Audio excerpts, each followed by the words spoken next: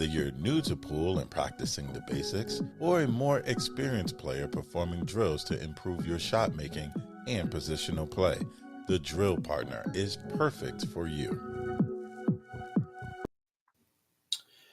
Mr. Panozzo, sir, welcome back. Always good to be back.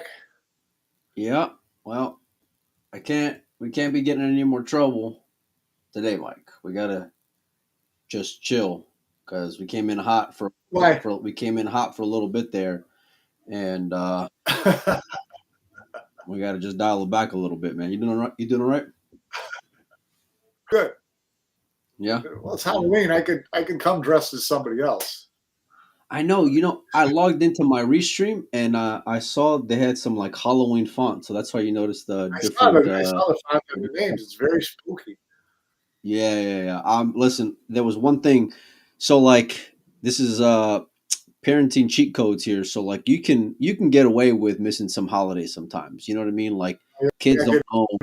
away with Halloween. You ain't getting away with Halloween. Halloween's you got to get the whole neighborhood to buy in to doing it on a different day. So you cannot redo Halloween. So I had to make sure that I was back in time because if not, these little girls were not going to let me hear the end of it. So What are here I they am. I just got up back from to? Mexico. What's What up? are the costumes? What are the costumes? One of them's Wednesday.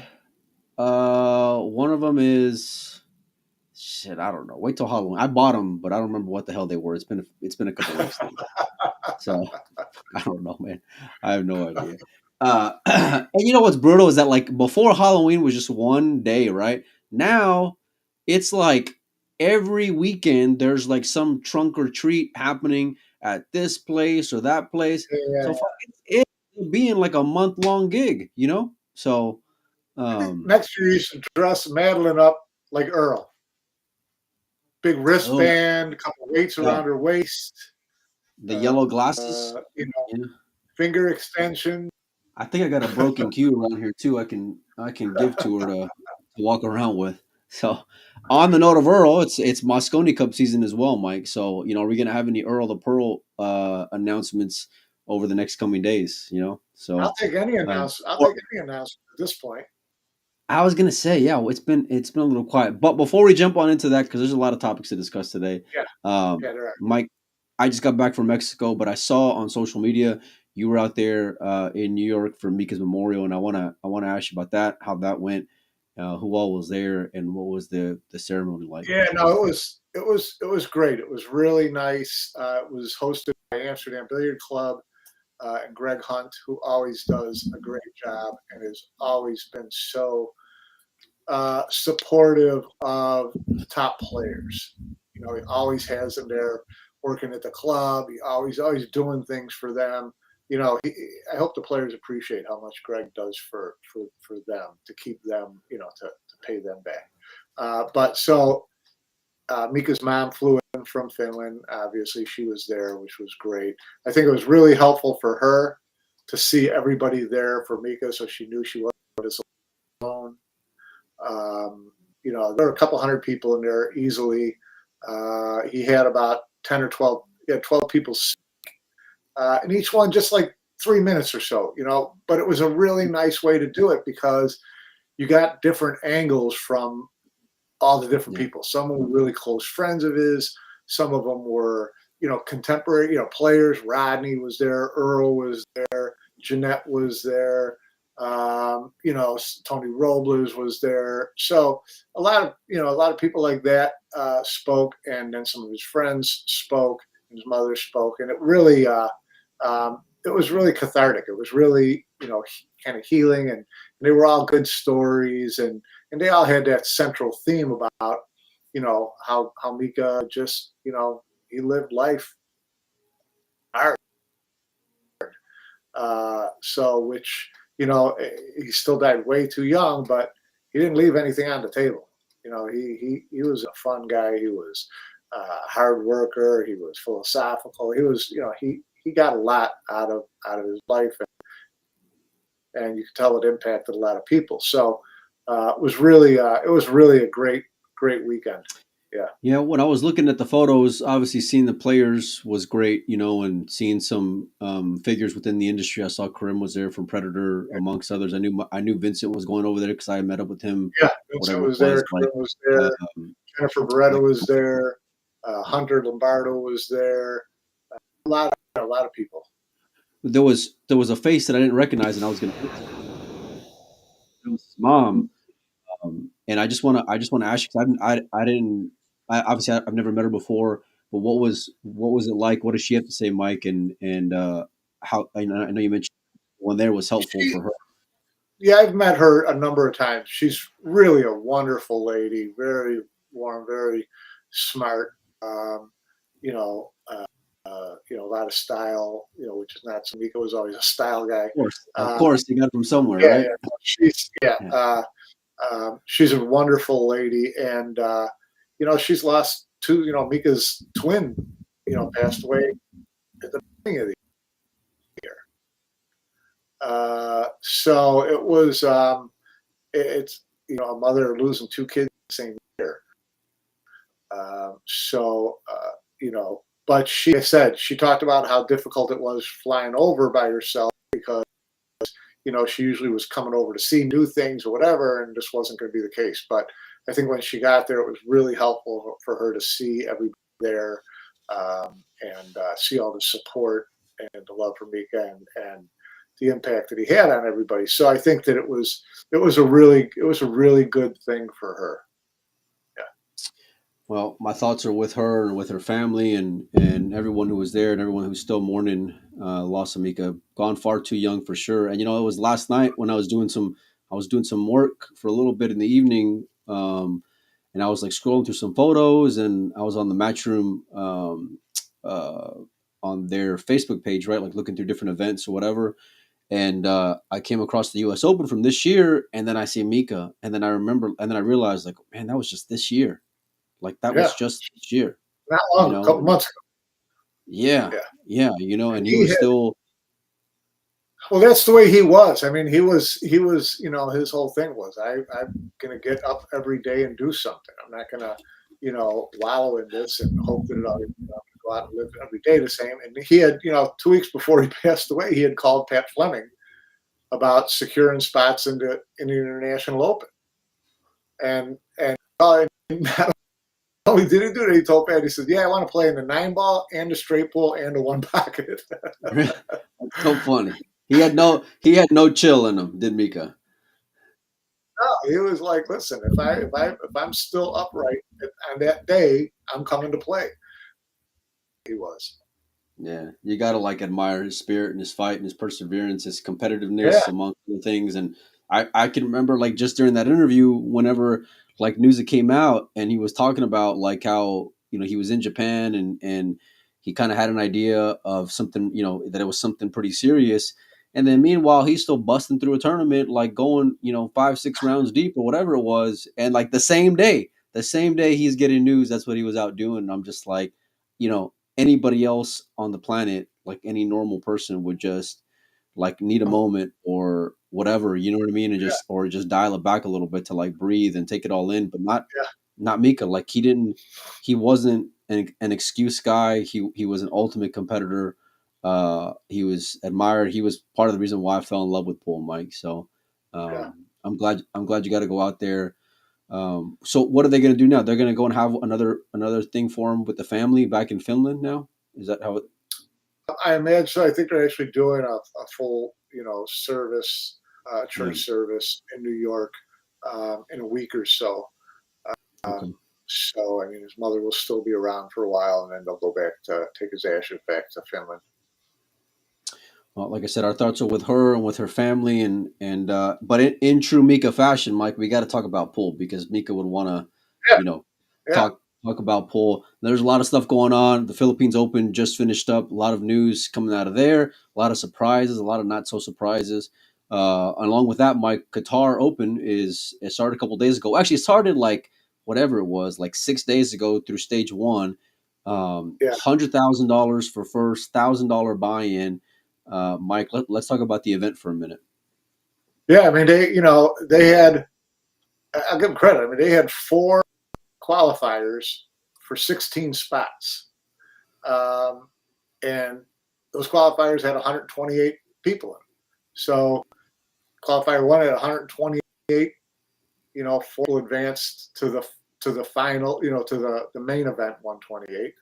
So 4 more people jumped in for the second qualifier. They said still at 120. They had 4 qualifiers for 16 spots, which was pretty cool.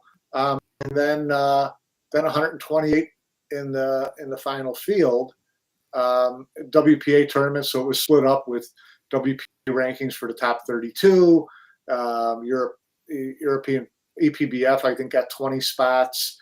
There were some wild cards, all these types of things. So, put together a really amazing field, and it's been interesting to see it play out because there were a lot of early upsets. I mean, you had to win 2 matches. You have to win 2 matches to get to the final 128, to the final 64, right? So it's amazing how many names,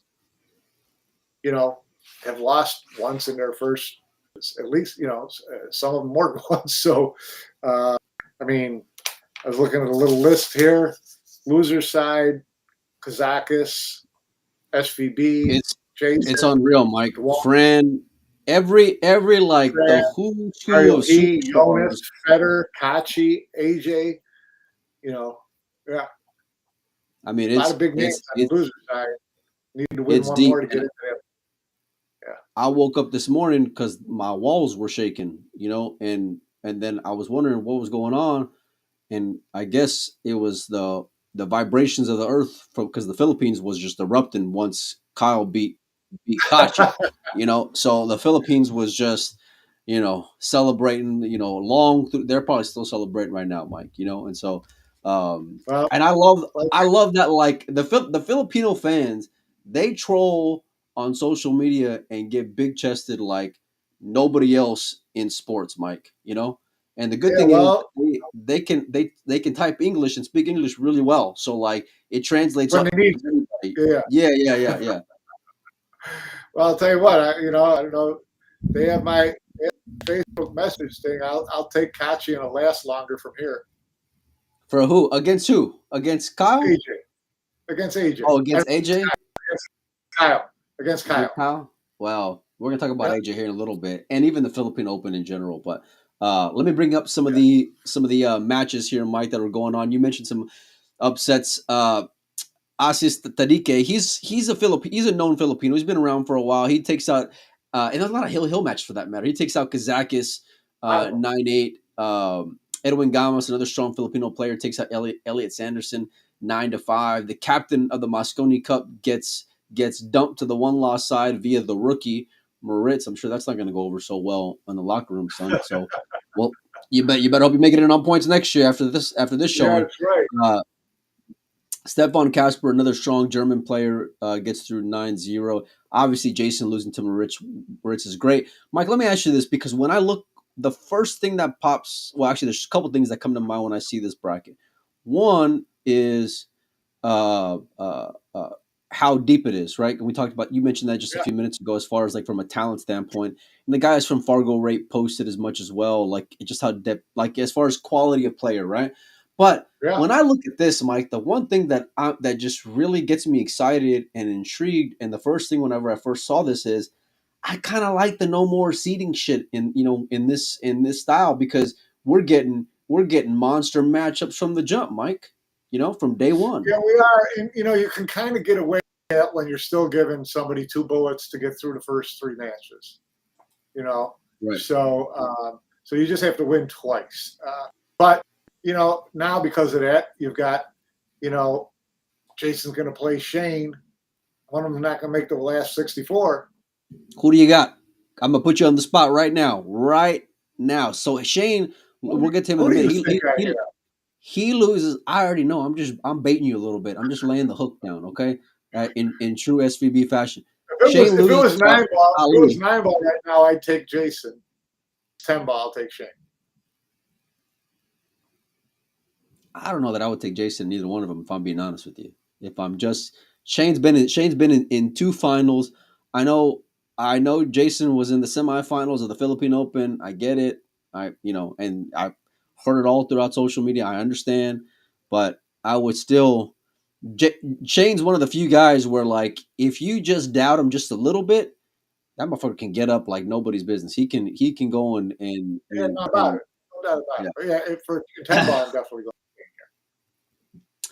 And I saw it was templates, yeah. And it to me, that match with Ali, which, like I said, we'll get to in a minute, but it was more a credit to like how good that guy is. So I want to ask you more about him in just a moment, Mike. Yeah. Sanjin takes out a strong European, Roberto Bartal, 9-3. Sotero, I've never heard of him, but he's a Filipino, so by default, he's got to be like a 750 at least. He takes out Quentin Pongers, Hill. A lot of Hill matches, Mike. Michael Giorgio. Advances, and then Albin Ocean, the 8-ball champion. I'm going to get Albin on this show, Mike, whenever he gets done with this tournament, and especially on the heels of the Mosconi Cup. Mike, I want to ask you though. So, like in terms of the way some of these matches have gone, like I know you mentioned some of the upsets, but like, why do you think that you had so many players trying to get into a 10-ball tournament in Qatar? No thirsty match room, $1,000 buy-in. Like, it's a lot of expense, Mike. Why do you think that these players all kind of got together to go and compete in this event? Because the Qataris threw $200,000 on top of it. Oh, $250,000 on top, huh? But help me understand here. Right. So what look at all the entries. What's the price? Look at all the entries. It's about $200,000 in entries between the qualifiers, the final 128. And they got a $450,000 prize fund. You got $100,000 first prize. Yeah, I'm a little heavy. Money talks. 100 for first, 40 for second. Bader Alawali takes out Wei 9-2. Loho Sum advances Hill. Stepanov, we haven't seen his name in a while. He's advancing. I've been enjoying seeing more of these like former Russian players come back in the mix, because people forget, like, it wasn't just Federer. I mean, they were stacked like 5 guys deep at least. You know what I mean? And Ruslan, they were all young. Konstantin, Maxim. Guys like that. They had some good players. Ralph Souquet advances 9-5 over the young Walter. I'm not even going to attempt to pronounce his name. FSR loses. 64. Yeah. Fran wins the first one against Oliver, loses the second one to Alexa Lazowski. I like that kid Lazowski, not just because his name, but I've seen him play a couple times, Mike. He's pretty stout. But it's so crazy because all the Germans are just, unbelievable talents, even though the kid, goes 2 and out.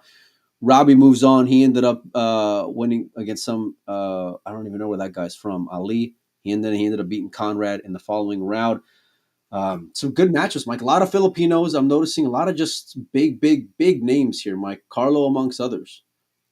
Yeah, a lot of Filipinos, a lot of Middle Eastern, which was great to see.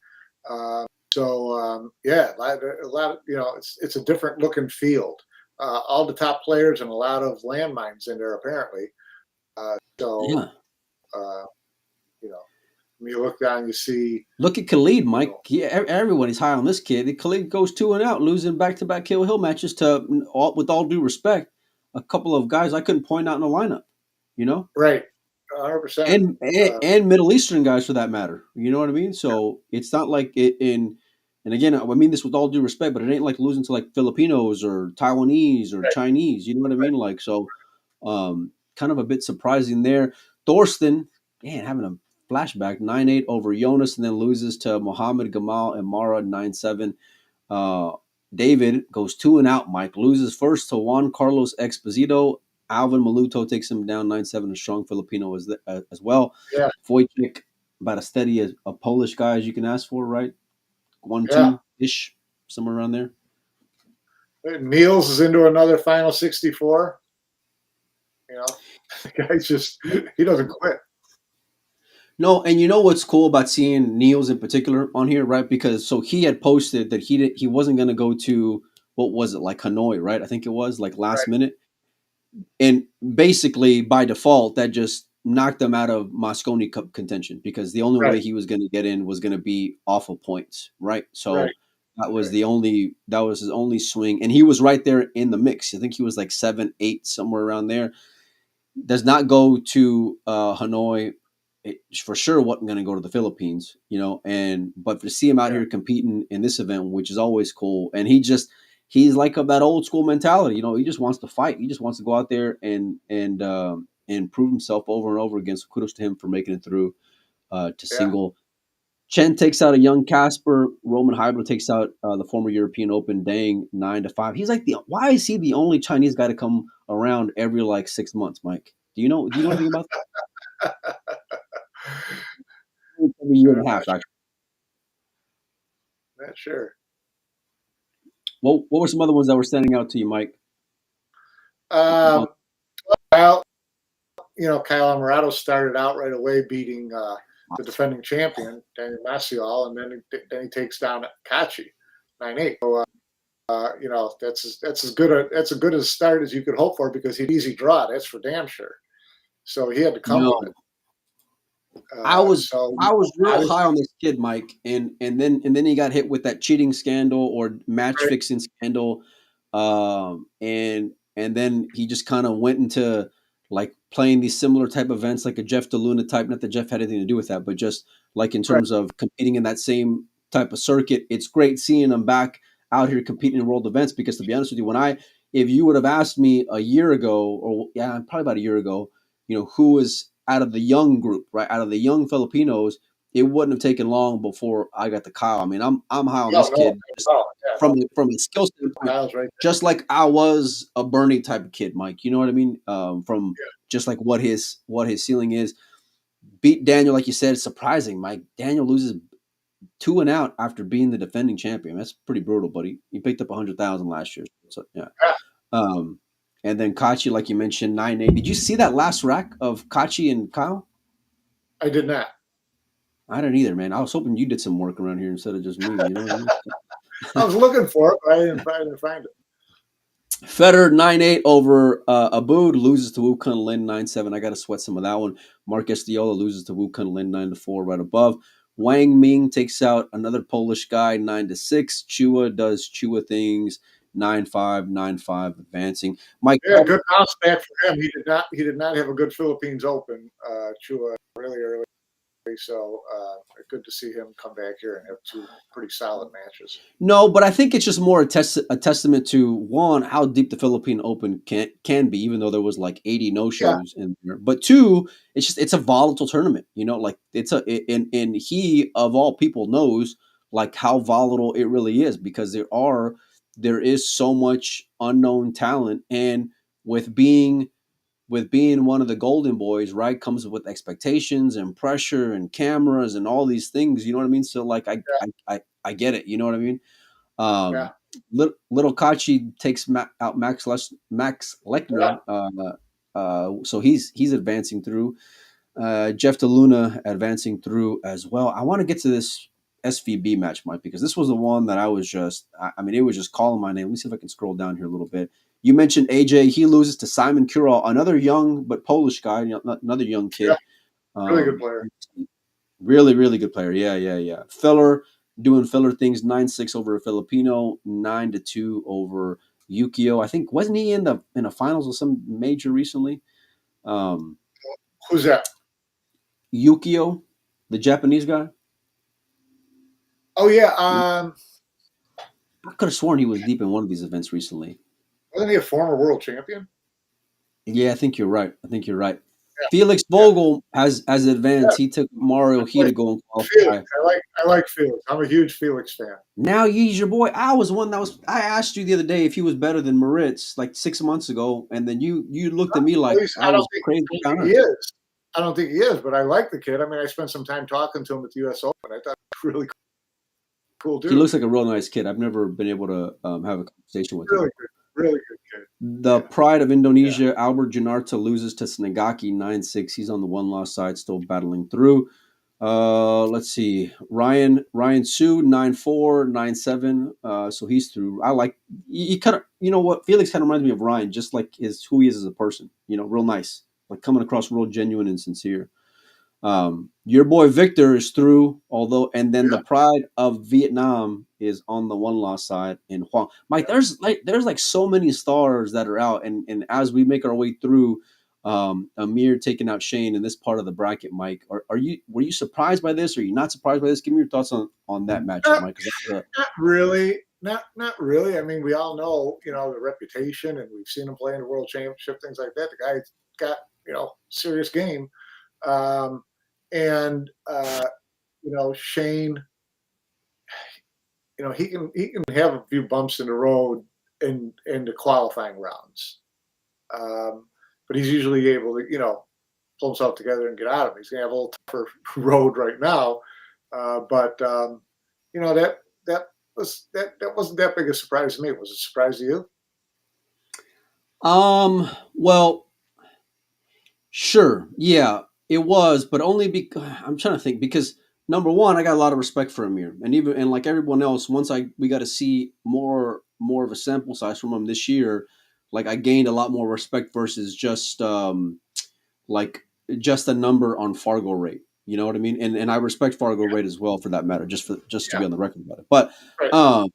like Shane's been known to be great at 10 ball, clearly, right? He is, and that was template 10 ball. It wasn't like it was with a wood rack. So again, that makes a world of difference to me in my mind. But when I saw him play Federer, I saw that 10 ball break that we were so high on for 15 years of Shane was just not around this year. So, and to me, that was kind of a reflection on it. When I woke up, it was like 3-0 in favor of Amir, and this like the one who loves the story in me just loves to pick right up where we left off when it comes to Amir, right? Because he's like, that's where we last saw him was have decent success. And if you look, Mike, we talk about young Russian players as well. He beat Ruslan, as well in the opener. So it wasn't like he's had a cupcake. And Ruslan is very good at breaking 10 ball as well, and a very good rotation player in general. So to have that road to get there and qualify, one, it's great for the region. Two, which is great for Amir. Yeah. It sets up a juicy SVB versus Shaw in the one loss side. And like you, I'm picking Shane. But yeah, I think it's just more. You got to just put more respect on this guy's name. You know what I mean? More than anything. Yeah, And obviously. yeah, Yeah, he proved it at the World Championship too. I mean, he made a good, he looked dangerous as hell there. yeah. So not surprised. Yeah. It doesn't Shane get against much. Jason could be a great. That's going to be a box office, loser goes home match there. And also FSR and John Mora. That's another really nice, juicy winner go home match coming up tomorrow morning. A lot of big matches, but yeah, Mike, the Amir one, I love it for the kid.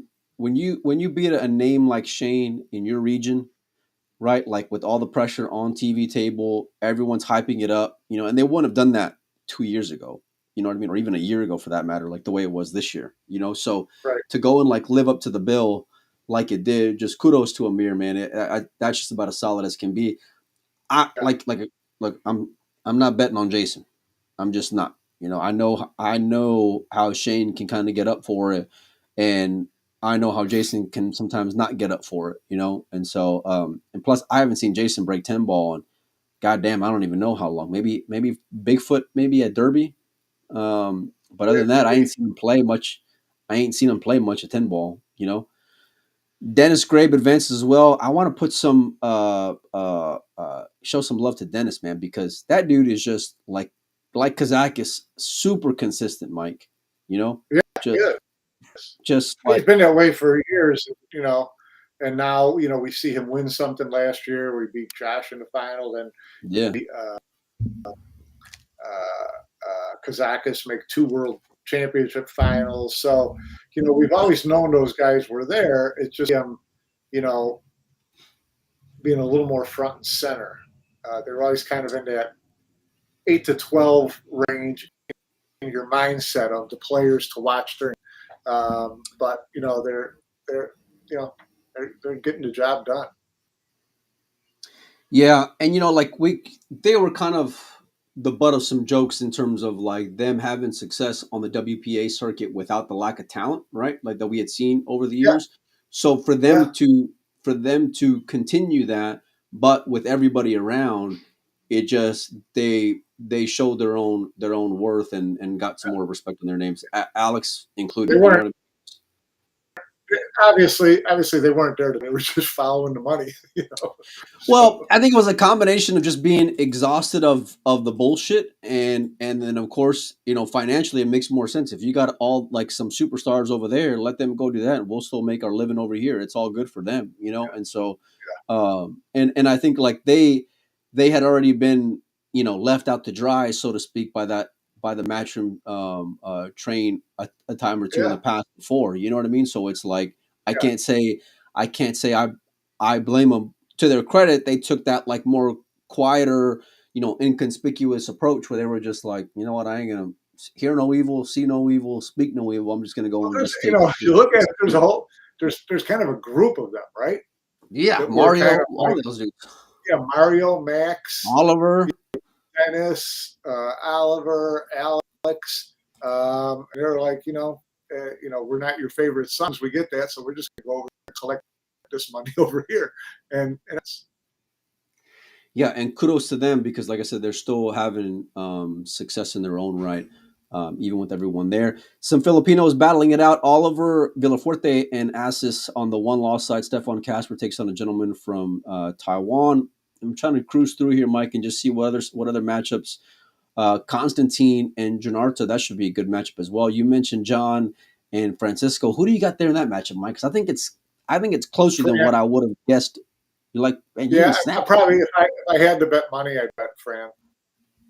What for all you pool betters out there, trust Uncle Mike because he's about as nitty as it gets. So if he's snap calling on Fran, I'm not nitty. I just don't think it's that it's proper for a journalist to be betting money on matches in pool. hey, oh now Mister Always, I'm Professional, always I willing to like the bet. high road. I'm always willing to bet dinner or something like that, but I don't, I know, I I know. I'm don't just get giving you a on hard any time. sites. So I'll put 50 on this guy. So Mike, what do you think the chances for Thorsten against AJ in the one loss side to qualify? depends on how AJ comes out. I mean, we know what we're going to get out of Thorsten, which is going to be smart choices, good shot making, and not getting flustered. So AJ's not going to beat him with his B game. But if AJ comes out strong, yeah, he's the young, sharp-eyed shooter at this point. You got to go with him. But if he gives Thorsten a window to keep it close late, I like Thorsten. Thorsten's a grinder in these in He 10-ball is. As I tournaments, say, especially. he's not going to make stupid mistakes. He's not going to make the wrong decision. And if he can keep it close, he's going to make balls. He's going to run out. So if he can keep it close, then you just, a player like that who looks and sees Thorsten in his rearview mirror and just knows he can't shake him, that makes the end of a match tough. No, I remember, man, this is probably 3 years ago now, at least, when Thorsten beat Chang Jun Lin in the World 10 Ball, and this was when Chang was King Kong, you know what I mean? Yeah. And I was there sweating that match. It was like a side table match there at the Rio. And yeah, I mean, he still has a lot of gas in the tank and a ton of fucking experience, you know what I mean? So he's not gonna, I don't think he's gonna shoot as straight as the kid. But he can Right. outmove him, So Right. and he can be a little wily in his own right. So Max and Dang, that should be a good matchup on the one loss side as well. Alvin Maluto against Fortunsky, that's a great matchup. Jonas battling or trying to survive as well. I'm just cruising through here, Mike, and just seeing if there's anything else that's kind of popping out at me. Snagaki and Walter, that should be a good matchup too. Uh, I love the depth of this tournament though, Mike. And like I said, I really appreciate the fact that we're getting these monster type matchups so early on, whether it's from Yeah. seeding or whatever. I'm thoroughly enjoying this aspect. Now, clearly, I don't appreciate the time difference, So if they could start at midnight over there in Qatar, I would appreciate it, But SVB and Jason, you said you're taking Shane all day, every day, Mike. Is that about right? And 10 ball, yeah. Jason against Shane, you got to go with Shane.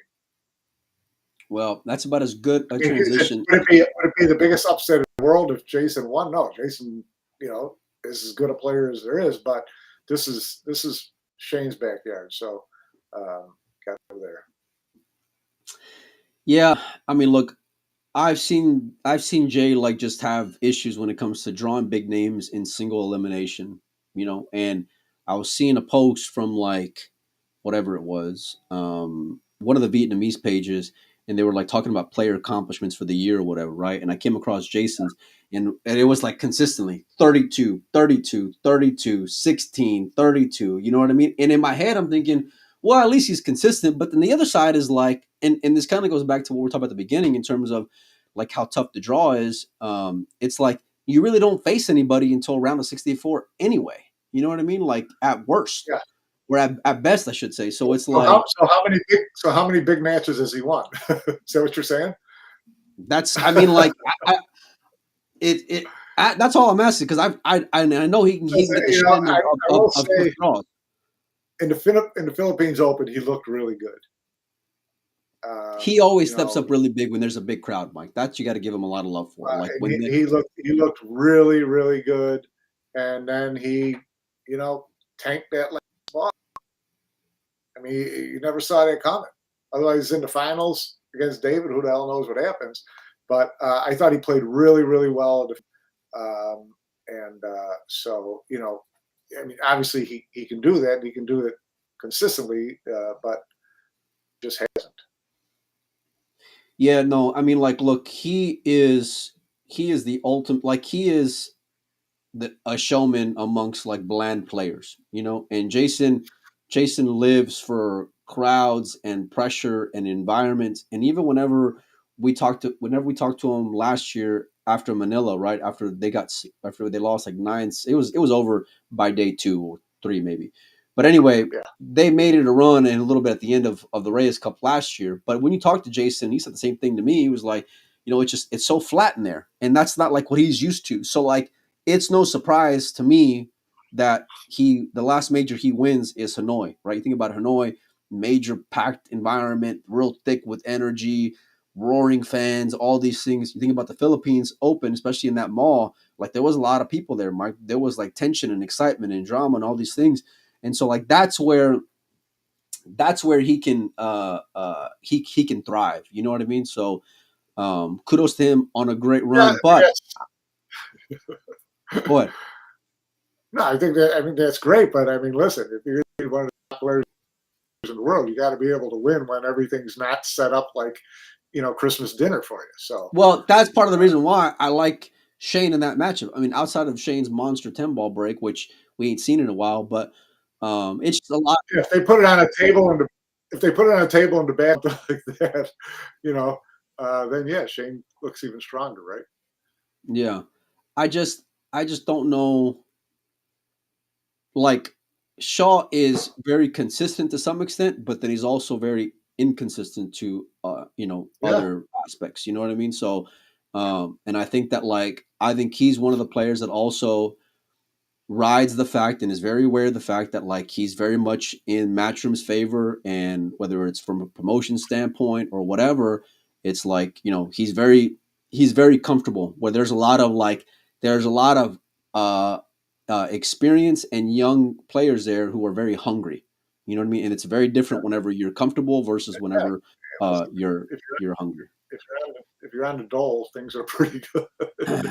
Before we jump into David, before we jump into AJ, I want to ask, or not AJ, David. I want to ask you about this kid Arseni, Mike, because we talked about him during the U.S. Open. He kind of popped in the radar right before then during that circuit of like Battle of the Bull, Florida Open, U.S. Open.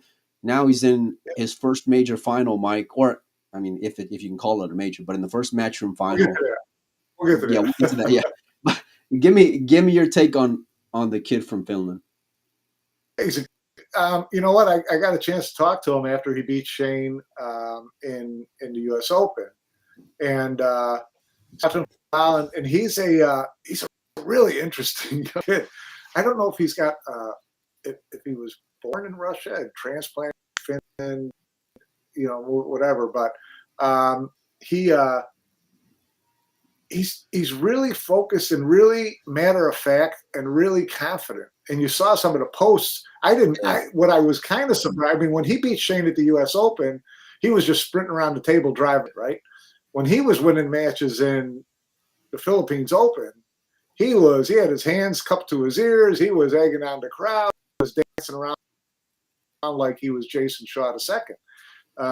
And that caught me a little bit by surprise. I mean, I know he's confident. He said, they quoted him as saying, the only person I wouldn't want to play in this tournament is me. I mean, that's a pretty good statement. So, he's got big plans for himself. And he looks like he's ready to step up and do it. He doesn't look like he needs a lot of help doing it either. He's he's in it to win it. So I'm disappointed he wasn't here in Qatar, but we'll see him plenty coming up, I'm sure. I mean, he's a talented kid, no fear, fast player, really confident. Moment's not too big for him. He showed that in the Philippines Open. Really excited to see it. Now he'll be, he'll be one of the flavors of the veteran, don't you think? Well, we're going to talk about flavors of the day. No, he's not. Listen, he don't have a big enough social media following to get to quench their thirsty sports promotion, if you can call it that at this point. How about when he beat Jason and he took off his little hair braid and he had his hair hanging in front of his face? Yeah. No, look, this kid. That was some. I love his style. That was some showcase. The confidence I love too, and his style is so tilting in its own right. Then you mix in the fact that he's pretty much an unknown except for the last 3 months, So nobody wants to lose to the new kid on the block, right? Then if he's got a little bit of flair to him, which he does, that's another one to get in someone's head. And like I mentioned about Jay, right? There's this group of player who's very comfortable playing in the matchroom bubble at this point. You know what I mean? Where they're the group of untouchables. That's the kid to go and shake the cage a little bit and not give a fuck and just go out there and let his game and just embrace the moment and all these things. I love the way they promote, right? But I love pure competition, Mike. And that kid is just he has no business being there whatsoever. He's the only one who will bank on himself, and he's just showing consistency now. It's the sickest thing that I've seen in quite some time. And just based off of or I guess I should say primarily based off of the play on the table, right? Because you show the U.S. Open run, the run in the States prior to, but you go into that environment in the Philippines and especially beating Jason in the final. I know Jason dogged the fucking 9-ball, which I would have never guessed in a million years Jason ever did. But it's a little poetic in a sense because he's got a little bit of Jason in him, it looks like. You know what I mean? Yeah. So could it be the beginning of a passing of a torch, so to speak? You never know. But I like the way this kid plays, and I love his attitude. That quote is just it reminds me of some of my favorite sports figures as a kid, Mike. Where they're just they're ultra confident. They believe in themselves, and he's not saying it to go and make a highlight.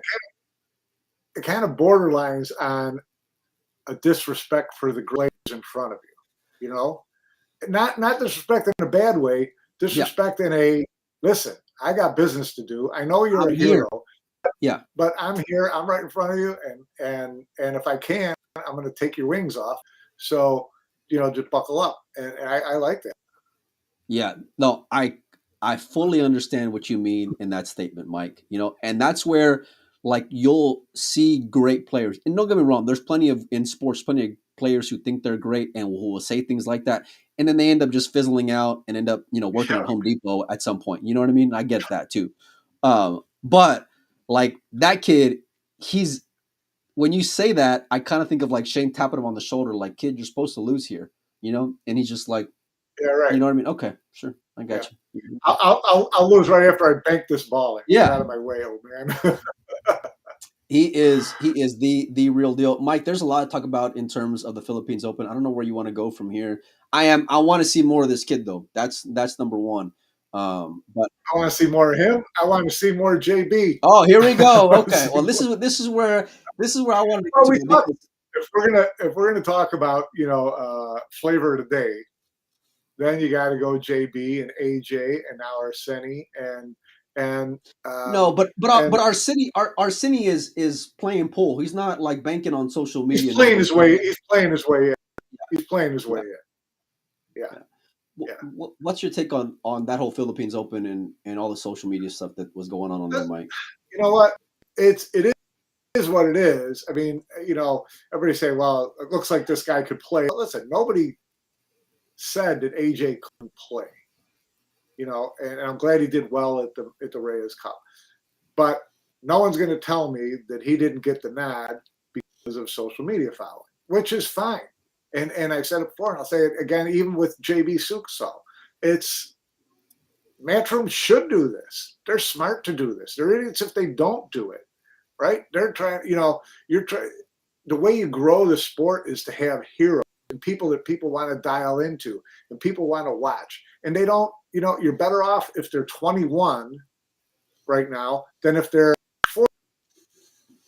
41. So, if you're going to create Emily talks about it all the time with trying to follow the darts format, things like that, and growth.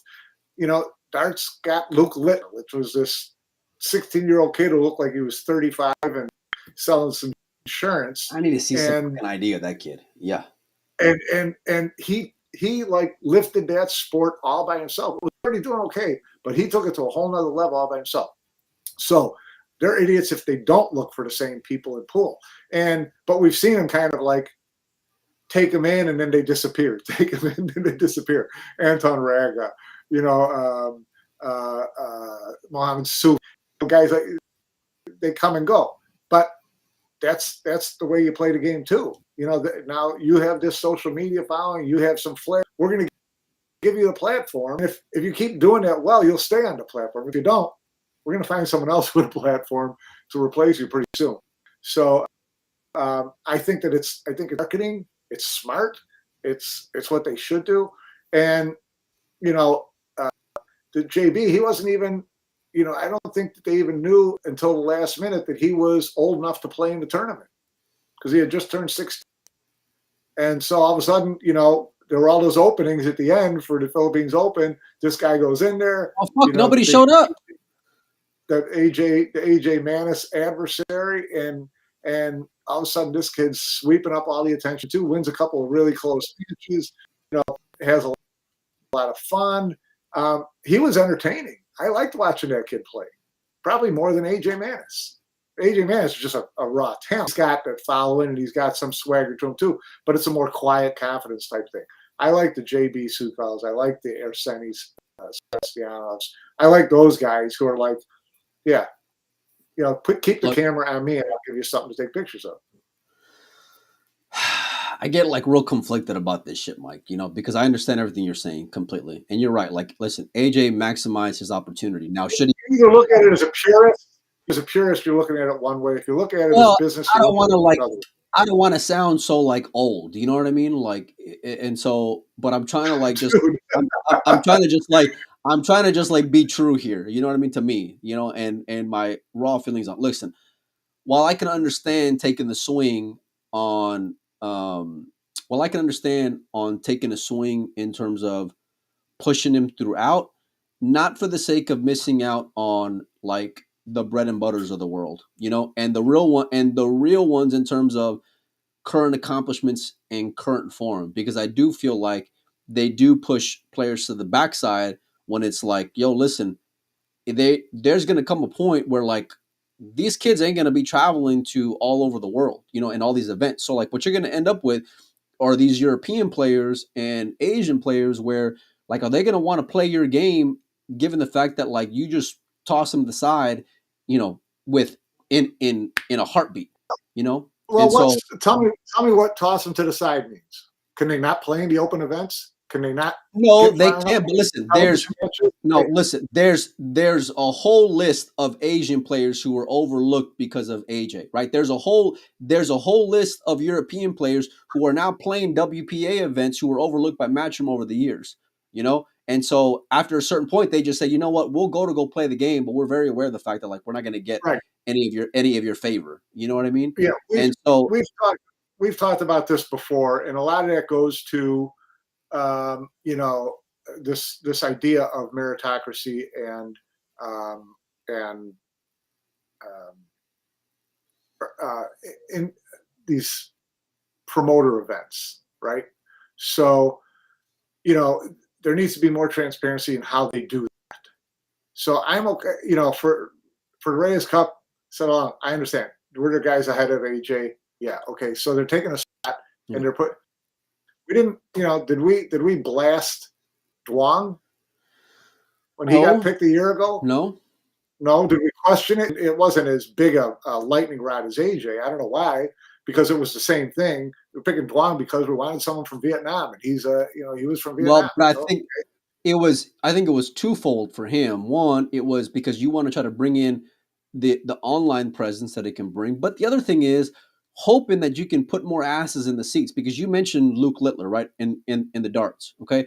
But like if you look at a darts event, that place is packed, Mike. And don't get me wrong, like AJ is a raw talent, but it didn't turn into an arena full of fucking people like they were hoping for, So are you saying there should have been Asian players ahead of Duong last year? Or are you saying you understood it? I get where you're going, and you're making a fair point, and I can't. It's the same. It's the same with AJ, and I've always listened.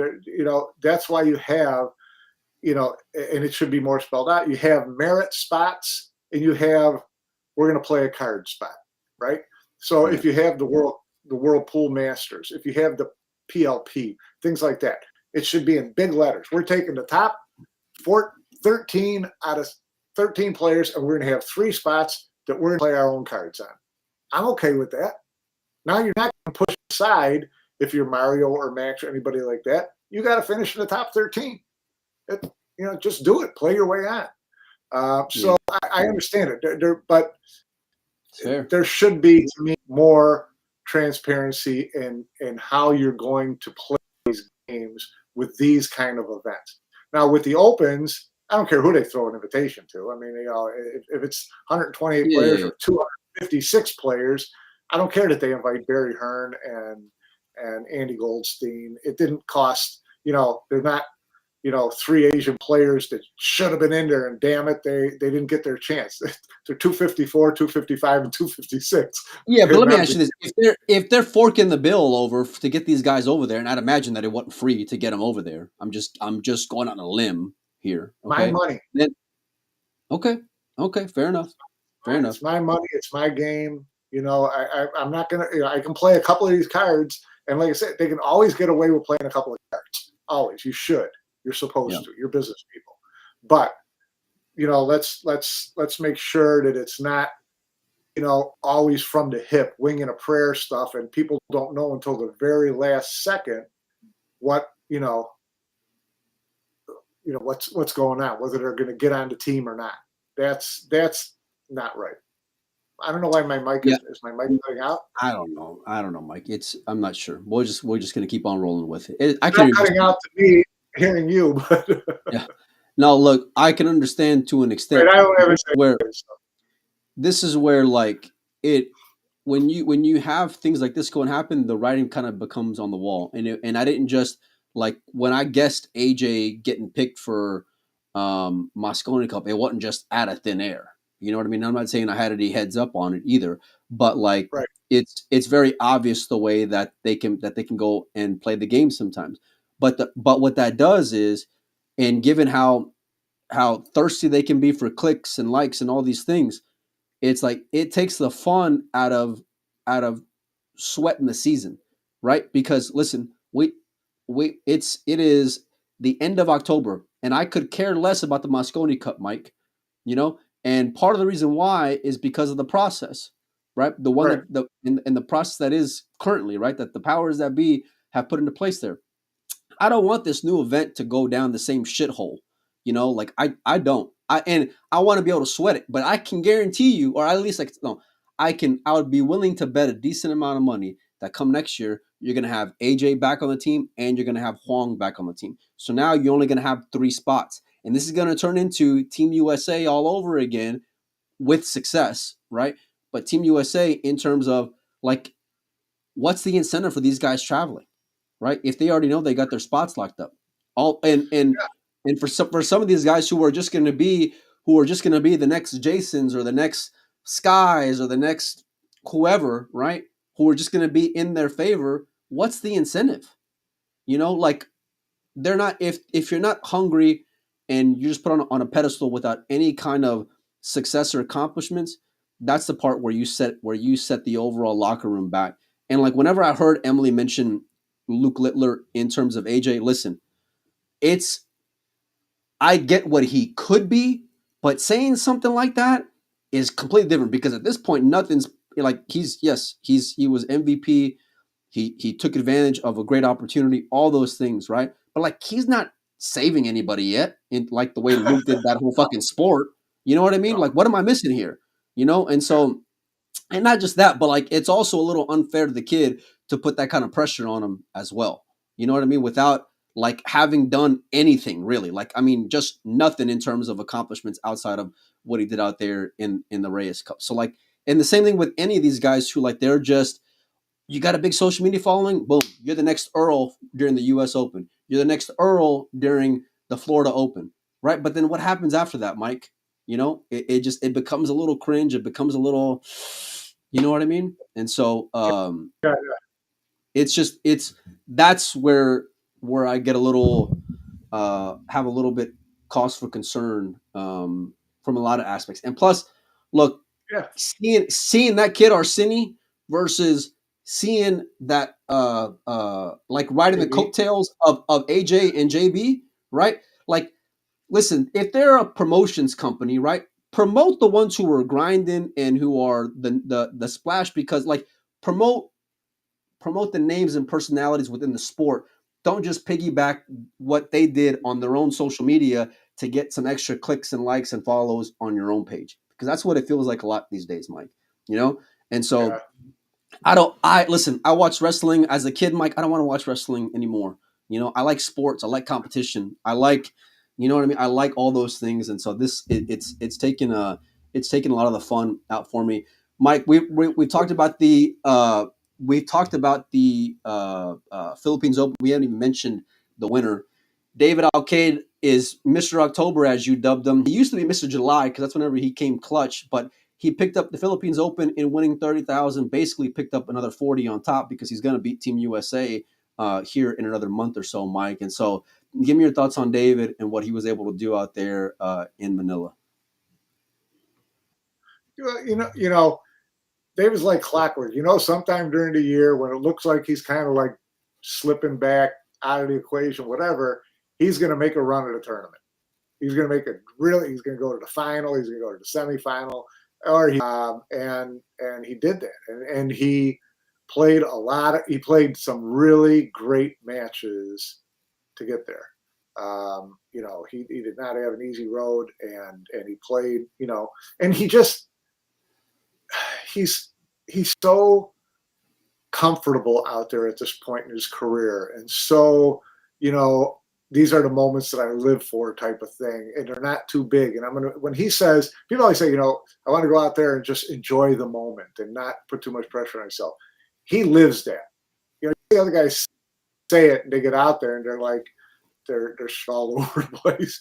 But when David says it, you buy in, you watch him. You're like, yeah, this guy is he's out there. He's going to make all the right decisions. He's going to play all the smart safeties. He's going to show his experience, all that kind of stuff. But at the same time, he's going to make you work to beat him, and he's got the ability to win an event. And he went out and did that. I mean, good for him. He, and like you said, added another 40,000 to it. It was a $75,000 swing win at the end of the tournament. Because going into the Reyes Cup and going into the Philippines Open, he was really not, he was probably 2 or 3 down from that last spot. It was win or bust for David, and it was win or bust for a couple of those guys, and he's the one who came through.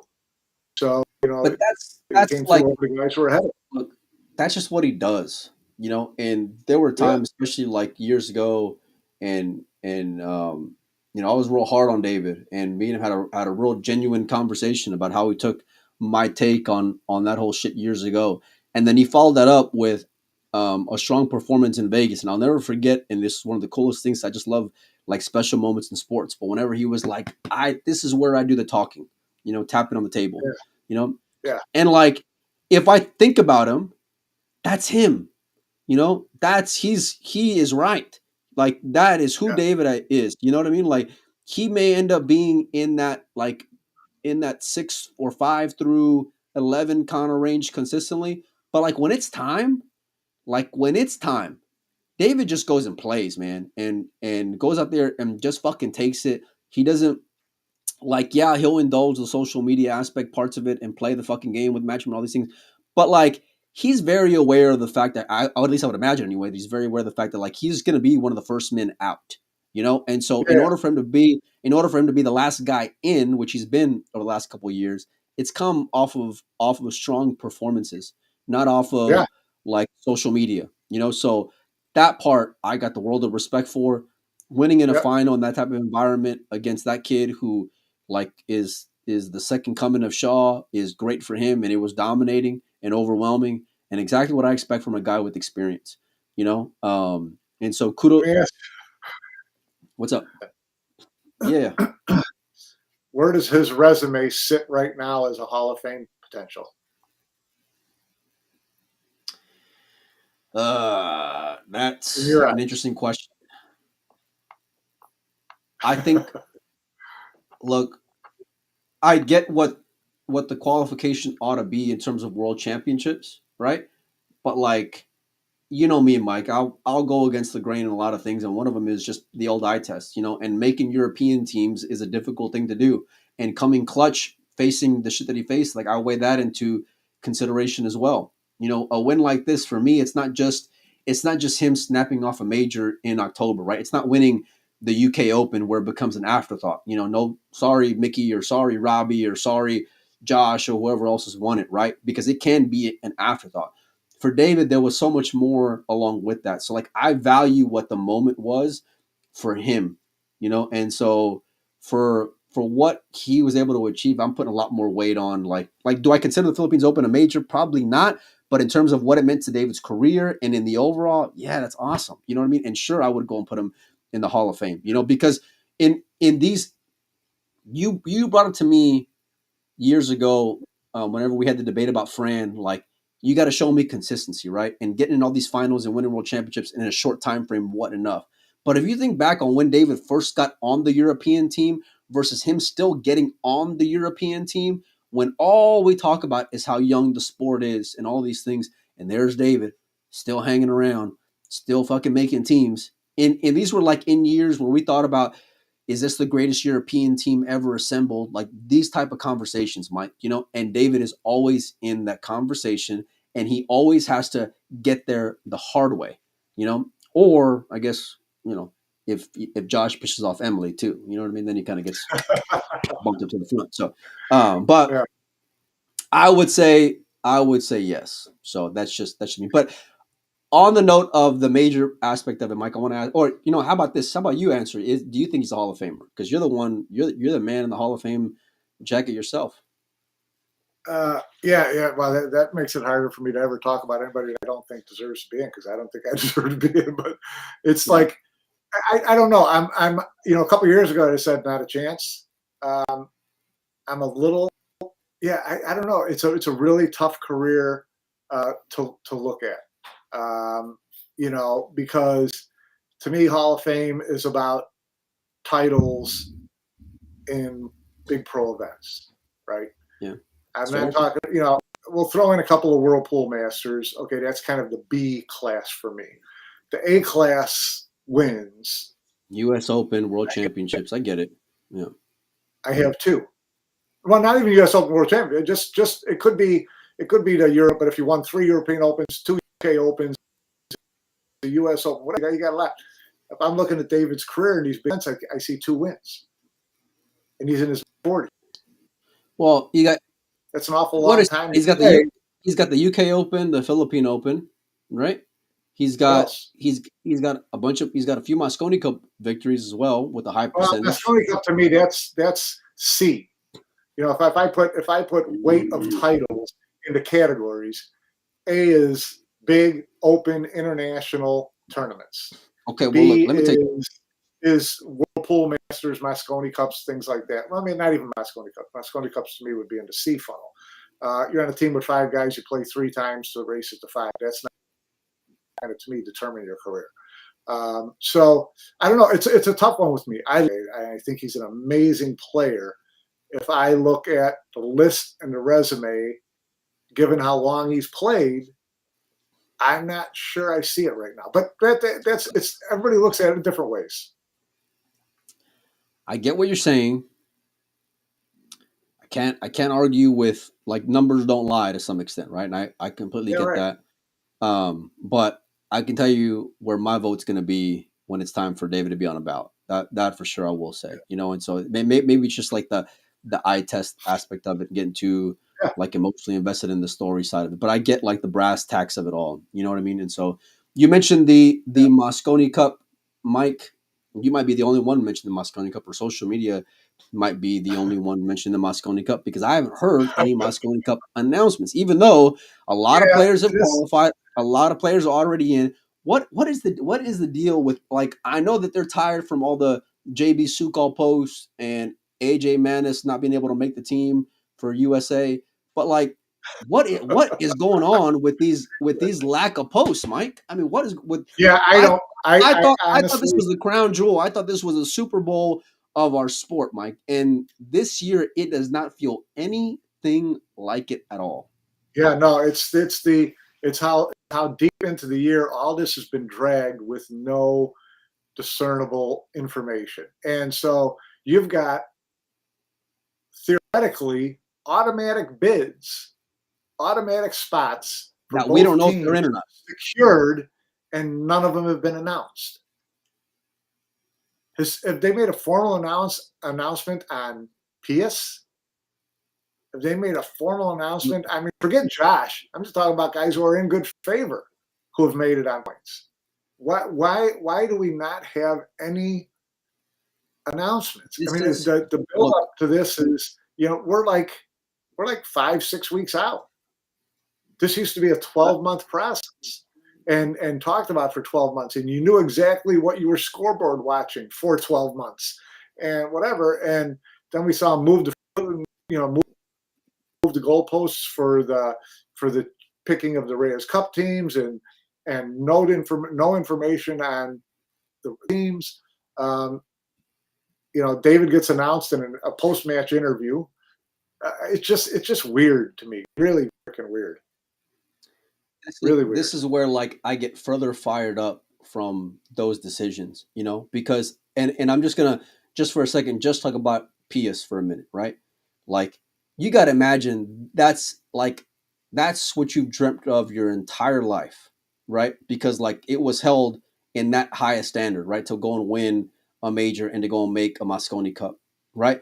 But you'll turn the camera on for telling Double J, or having Double J go and tell Sky, even though he knew a month prior that he made the rest of the world team, but you won't fucking make a post when the kid automatically goes and qualifies, or get a real reaction to say, hey, listen, you made it in based off of merit, congratulations. And that raw emotion, this is where I feel like you rob players of what should be like what is something so important to, and why a lot of these kids started playing pool in the first place, Mike. Yeah, no, I feel really bad. I feel really bad for Pius that he hasn't gotten that moment that, Yeah. But you'll go and make 86 fucking posts about JB Sukal, but you won't give that kid any fucking love for finally earning his or announcing, or the whole announcement for Reyes Cup. That was a big, video moment. Things like that. Pius doesn't have the traffic that Juan does. That's the only thing I can think of.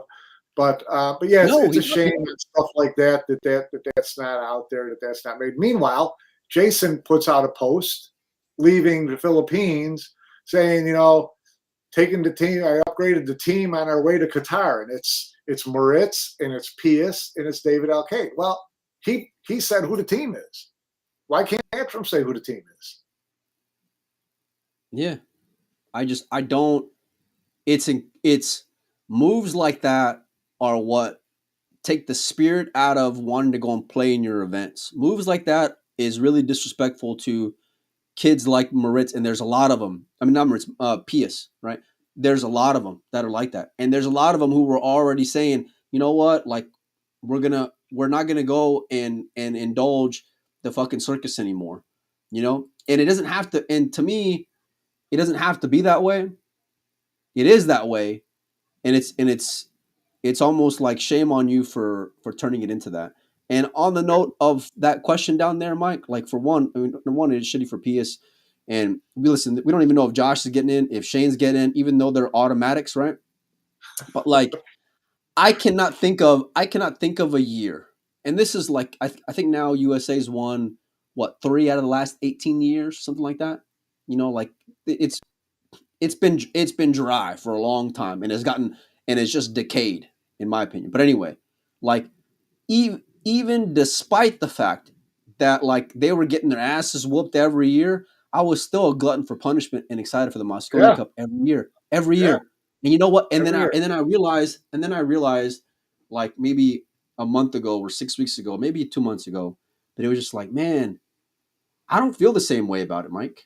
I don't like Yeah. it has turned into like it has turned into whoever is playing their game and the same recycled storyline that I don't know if it's just ego thinking that like everyone's just going to show up because we're doing it, you know, or like they have every single year, but like and look, and I know I can be passionate and can be an asshole about certain things, right? But like I have friends who are also a lot of friends who are passionate pool fans, right? Like they are the ones who will buy the WNT subscription, who will go and buy. Yeah, their Yeah, demographic. yeah, exactly, They're right, the right. demographic. And the Yeah. ones who have spent money to go to events, and even like in private conversations that I've had with them, and this is like them initiating with me, right? Where they're like, I'm indifferent about it. You know, like Yeah. sure, I'll watch No whenever hype. it's time, but like Yeah. I know for sure. Listen, I know for sure I'm not changing around my week's worth of vacation to go fly out there to go see another fucking drubbing of the same fucking team, and the way that they're cherry picking these players and completely throwing out rankings and everything else. You know, for what? For I mean, really, for what? You know, and the way you go and treat players at the same time just leaves a real bitter taste in my mouth, you know. And while I can appreciate the marketing side of things and the promotional side of things, not for the sake of forgetting about fucking competition, Mike. You know, not for the Yeah. sake of forgetting about sports and the guys who will go out there and fucking bleed for you, you know. And so I don't know if they just look the other way on things or they just think their shit doesn't stink or what, but like I am really disappointed the way that this year's Mosconi Cup build up or lack thereof has happened. We knew Jason and Sky were fucking team captains whenever they did that golf promo 6 months ago. You know what I mean?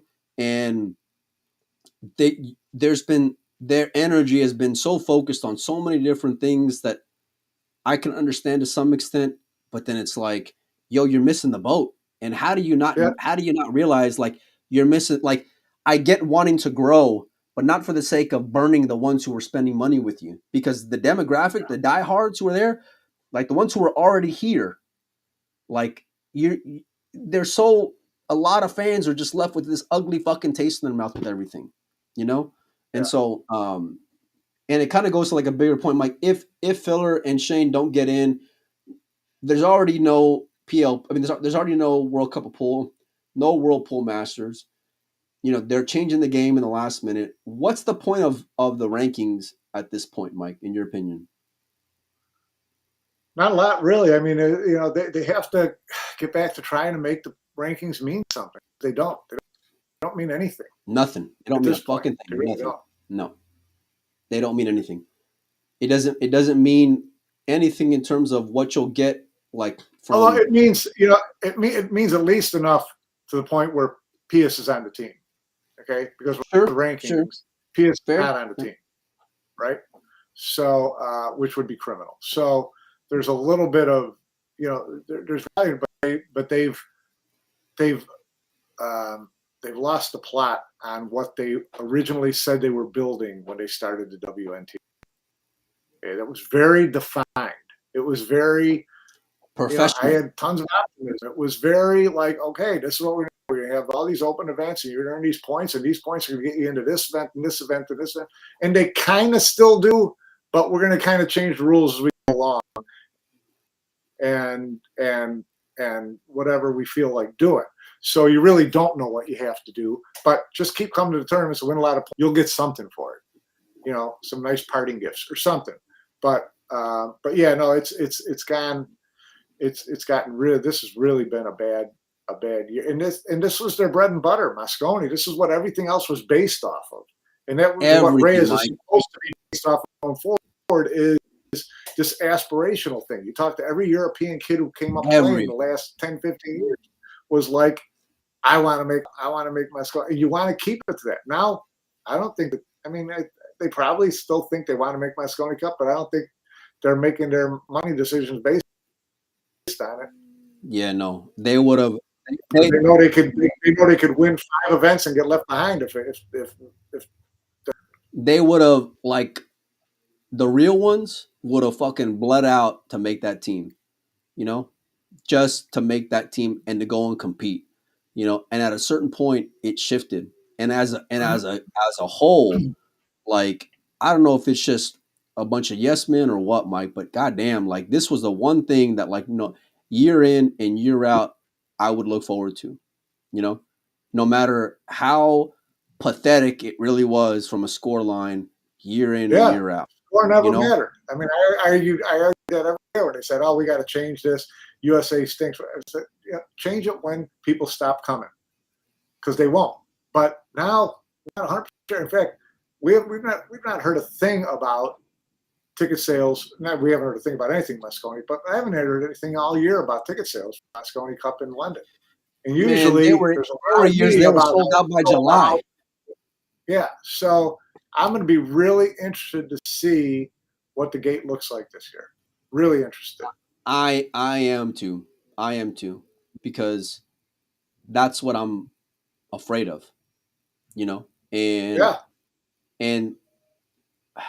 I just, for everything that you build, when you undermine it, it takes so long, I feel like, to build it back in from the player's standpoint. It's so easy to tear it down.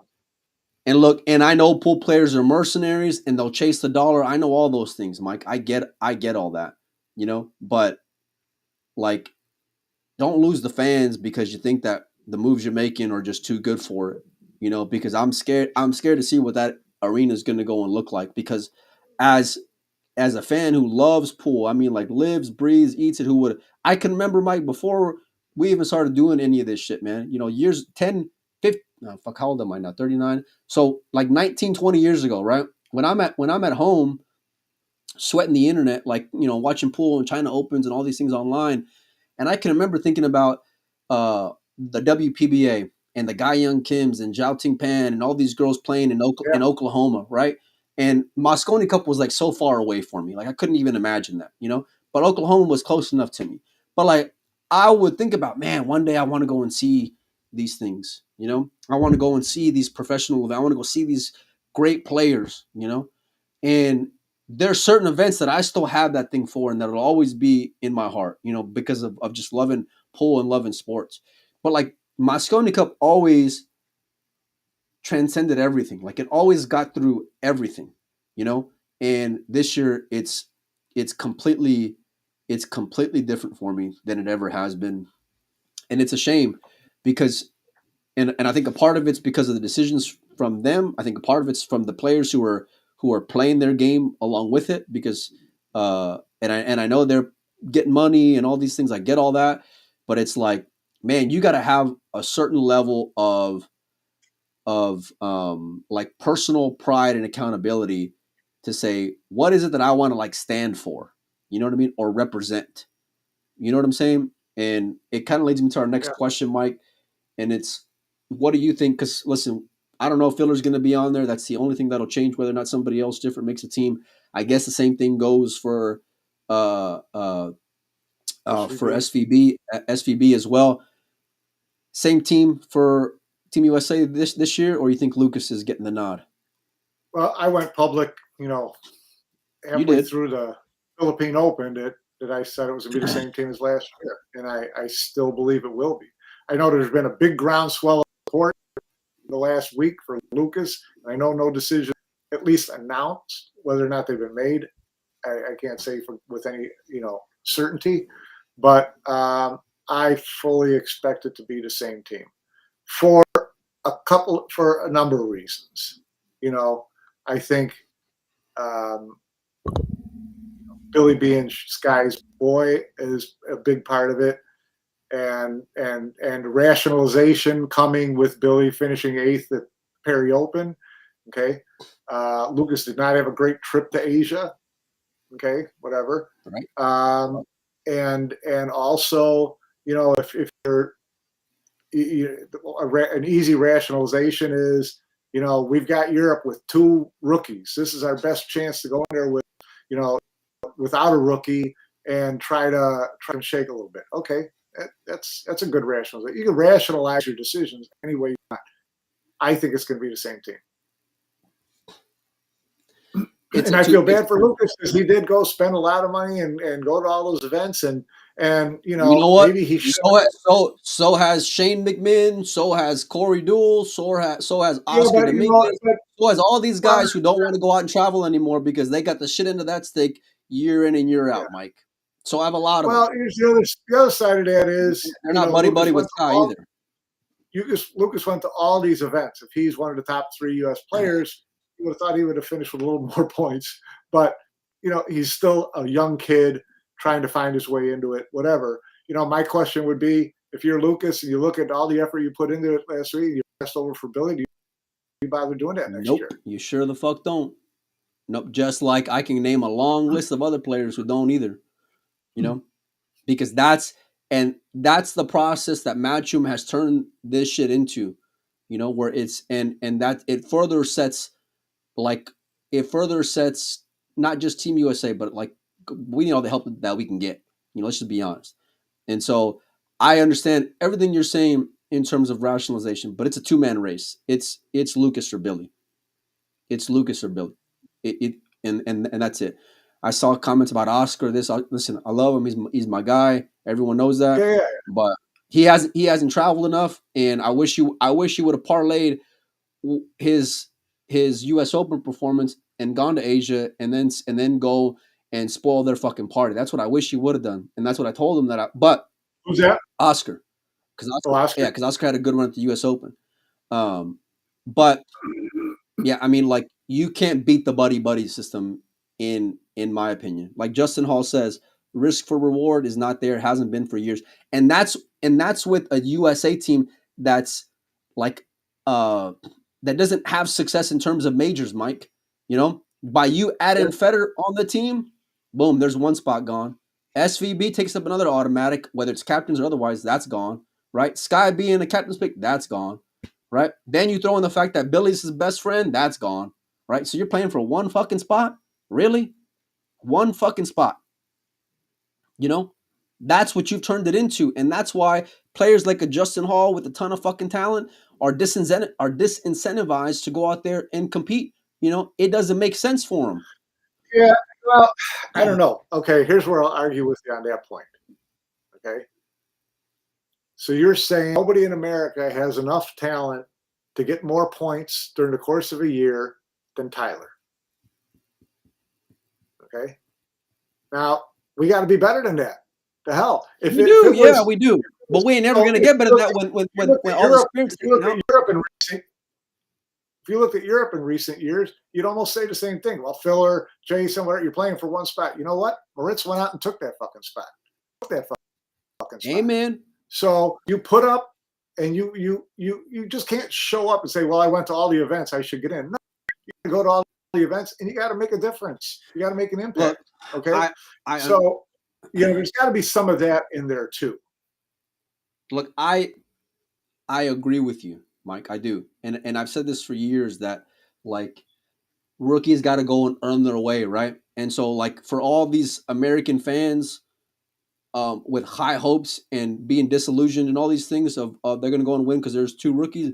Guess what? They're 2 rookies because they've been playing better than the rest of the team. You know, Yeah, so like good luck with that one. don't worry. Yeah, good luck with that. You know, Yeah, so both of those rookies can't bury anybody yeah, we got. yeah, and especially if it's not as hostile as I think it won't be. You know, but look, I feel bad for Lucas, but at the same time, because I do think he's going to get the shit into the stick this year. I feel bad for him. But listen, this is what you signed up for, and you knew how shit was. And if you thought you were going to go and fade the buddy team, you know you weren't. And even if they put Lucas on, great. And at least it at least gives some kind of spirit to the process, kind of, but not really still. You know, because I think a lot of players show, and even from the captain, their lack of travel this year shows how comfortable that they were in that position. Tyler not yeah, we talked about this with Johan. Get rid of the freaking playing captain. Yeah, I know. That's taking a spot. But that's taking a spot away. But nobody wants to give up that money. The ones who are getting that money don't want to give up that money.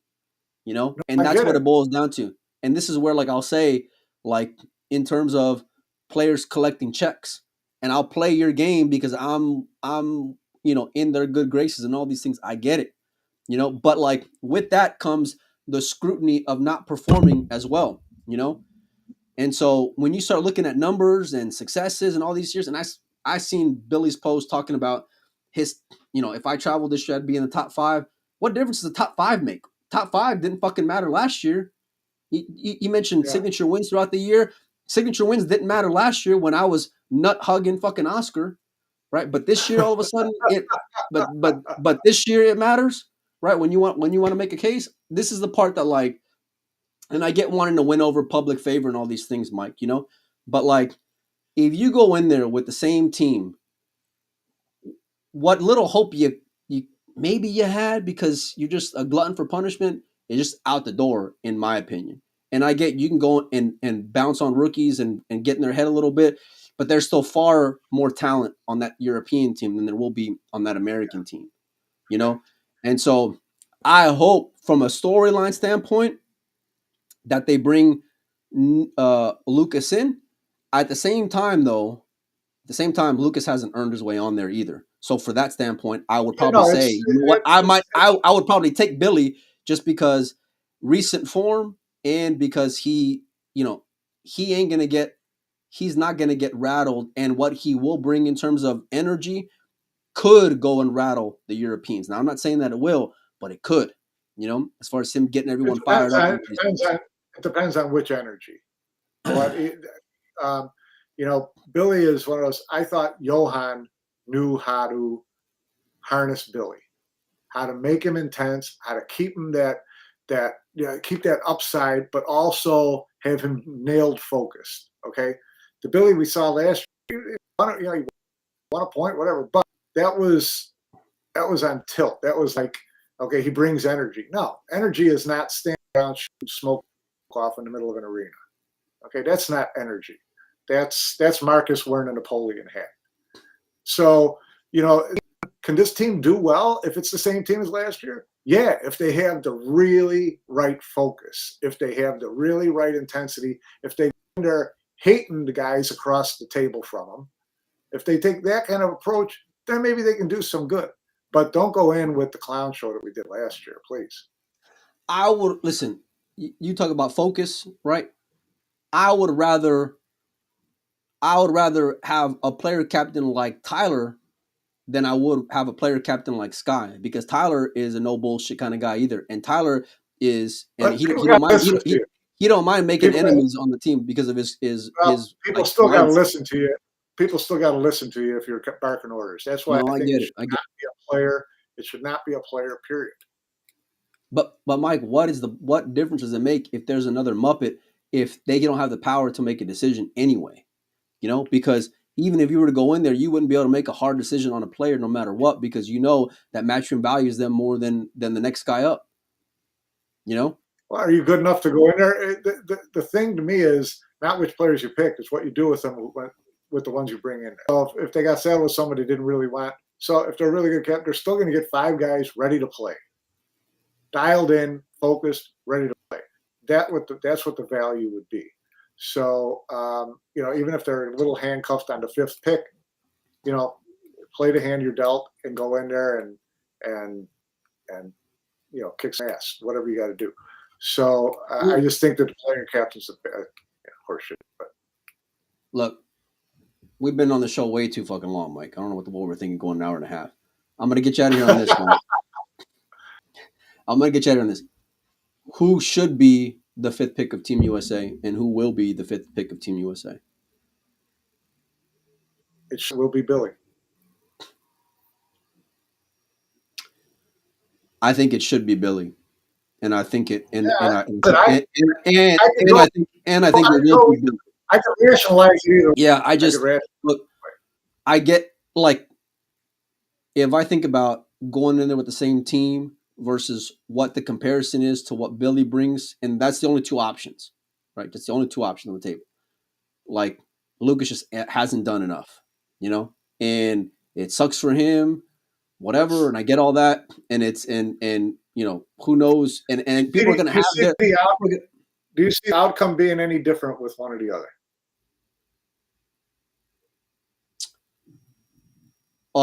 You mean from what? Like, just from the actual score itself?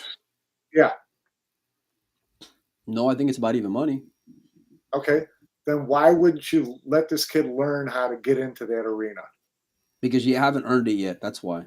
That's what I would say. You haven't earned it yet. Because as weak and had Billy earned it the first year he got on? Fuck no. No, I can't say that. I don't know about the first year. I'm talking about the last year. Had Tyler earned it the first year he got on? No. That's a fair. So you take your chance and you build your monsters as you go along. Well, but that's where you had a coach who wasn't afraid to take a risk and be the bad guy versus a captain who wants to give his buddy an extra 20,000. That's what I'm talking about. There should be captains, not coaches, not player captains. Yeah, I mean, like, I would love to see a fresh face in there, but like if you said all the emotional shit or whatever, passion aside, right, and you just think about and I guess it depends on which lens, right? Because if I'm looking through it from a long-term lens, honest to God, Mike, if I'm looking through it from like a long-term, build it up, it's already gotten about as bad as it could be. I tell you what, I'm starting with Federer, and a couple months ago I was going to say Federer, Sky, and Shane. Now I'll probably just say I'm just sticking with Federer, and I'm getting rid of everybody else. I'd bring in a whole bunch of kids, and let them learn from a guy who goes and works really hard in Federer, and has got good work ethic, and I might bring in some really young kids to go and play out there, because what's the worst that can happen? Can they lose 11-3? Yeah. Well, no, but we saw this, that's what Mark Wilson did years ago, and that didn't pan out so well. But I understood what he was trying to do. It was kind of a total retool. Justin Hall, Justin Birdman, guys like that. It was, so. Listen, if you're going to go and collect money, right, and not show up, then like any other sports, Mike, if you didn't do a great job, we'll see you, and it sucks whenever the Patriots got rid of Tom Brady or the Packers got rid of Aaron Rodgers or whatever, like insert a fucking quarterback, or Jordan going to the Wizards, whatever, Mike, you know what I mean? Like, at a certain point, you got to go in transition, right? Like Myrtle Beach says, bring Hayden Ernst. That's a kid I would throw in there. Let him go and swim. And he may go and sink, but it'll serve him better. It'll serve Team USA better in the long run. Honest to God, Mike, I really would. And because here's the deal. Nobody has stepped up to the plate like the way they should. None of them. And so when you look at, and later on, whenever all these teams get announced, I want to go over like just player records over the last 5 years, because we did a little bit of that. We talked about the Reyes Cup, and I want to do the same thing for Mosconi Cup, because all this talk about, oh, well, Shane plays like shit and Sky plays better. Guess what? They got the same fucking record over the last 5 years, So if you're going to say Shane plays bad, and historically he does, well, then you better say that same thing about Sky as well over the last 5 years, And so I get wanting to hang your hat on something that was a long time ago, but it's just that, Mike. It was just a long time ago at this point. Yeah. You know, nobody's done a good job there, and even Federer for that matter, because his Mosconi Cup record is terrible either. But there ain't no way I'm keeping him. No, he's getting close to all of a sudden getting that, you know, Shane stigma if he doesn't turn it around in one of these Mosconi Cups. Well, fuck, we said last year that the year prior was just a blip. You know, that was just he's not going to. It was perfect. I thought that was the perfect get his feet wet type thing in London. Now come to the U.S. and kick ass, and didn't quite work out that way. So we'll see. I want guys who are hungry, you know, and there's a lot of guys who got their bellies full right now, you know, and they've had it full for a long time. So call me crazy, but like I said, I got no interest in going, and I'm gonna watch from home. USA get their ass whooped, but other than that, I wouldn't go and spend the money to go see that same shit show like I have seen, you know, because something's got to give, you know, something's really, really, really got to give. So, anyhow, Mike, I don't know. This might be the longest show in history, Mike. I've never gone an hour and 36 minutes. So, we got big plans for the rest of the week. I'm going to try to bring in more players. I'm going to bring on JR Velasco as well from the Mar Boys. He's got a pretty passionate and an interesting take on everything going on recently as well. So, you guys go and enjoy the rest of your afternoon. Mike, I got to run, but I will see all you guys and girls a little later.